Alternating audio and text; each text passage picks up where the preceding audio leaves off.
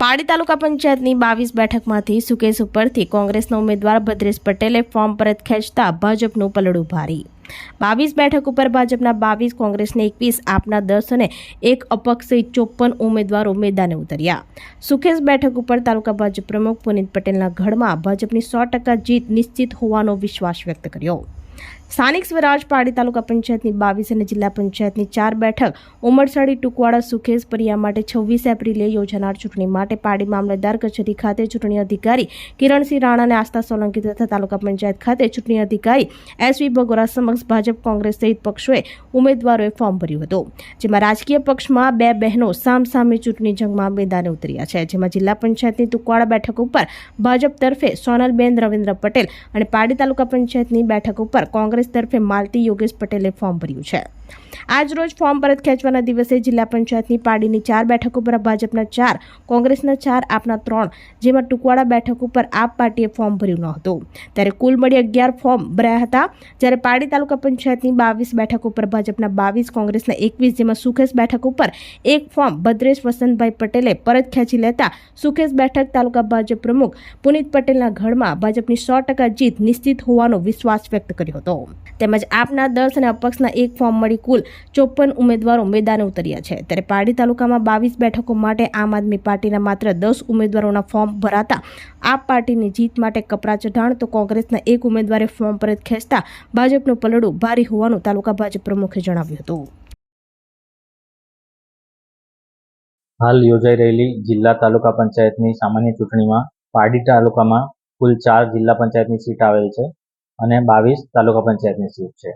તે પૈકી 4 જિલ્લા પંચાયતની સીટમાં કુલ 4 બીજેપીના, 4 કોંગ્રેસના અને 3 આપના ફોર્મ ભરાયેલ છે। જ્યારે તાલુકા પંચાયત પાડીની 22 સીટ પૈકી કુલ 22માં બીજેપીના, 21માં કોંગ્રેસના, 10માં આમ આદમી પાર્ટીના અને એક અપક્ષ ફોર્મ ભરાયેલું છે। એટલે આજે હરીફ ઉમેદવારની યાદી તૈયાર થઈ ગઈ છે। હવે મતપત્રનું છાપકામ ને આગળની કાર્યવાહી કરવામાં આવશે। આજ રોજ પાડી તાલુકા પંચાયત સીટમાં 18 સુકેશમાં એક કોંગ્રેસનું ફોર્મ પાછું ખેંચાયેલું છે। તેની સિવાય બીજા યથાવત છે। સ્થાનિક સ્વરાજ્યની ચૂંટણી જે ચાલી રહી છે અત્યારે, એમાં પાડી તાલુકા પંચાયતની ભારતીય જનતા પાર્ટી દ્વારા 22 તાલુકા પંચાયત પર ફોર્મ ભરવામાં આવ્યા હતા અને 4 જિલ્લા પંચાયત પર ફોર્મ ભરવામાં આવ્યા હતા।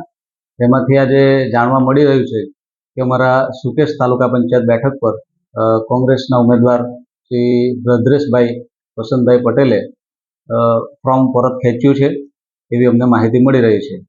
સુકેશ બેઠક પર એમ તો વર્ષોથી ભાજપનો દબદબો છે અને ભાજપની જીત નક્કી જ છે।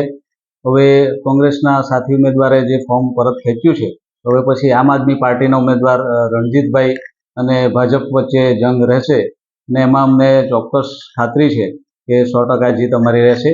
સાથે જે કોંગ્રેસના સાથી ઉમેદવારે જે ફોર્મ ખેંચ્યું છે, એમણે માન્ય નાણામંત્રી શ્રી કનુભાઈ દેસાઈ સાહેબે જે અમારા વિસ્તારમાં વિકાસના કામો કર્યા છે, કરોડો રૂપિયાના કામો કર્યા છે, એમનાથી પ્રેરિત થઈને ગ્રામજનોની જે માંગ હતી એમણે સ્વીકારી। તો એ ભદ્રેશભાઈને પણ હું આવકારું છું અને આવનાર સમયમાં અમારી સાથે મળીને કામ કરશે એવી આશા વ્યક્ત કરું છું।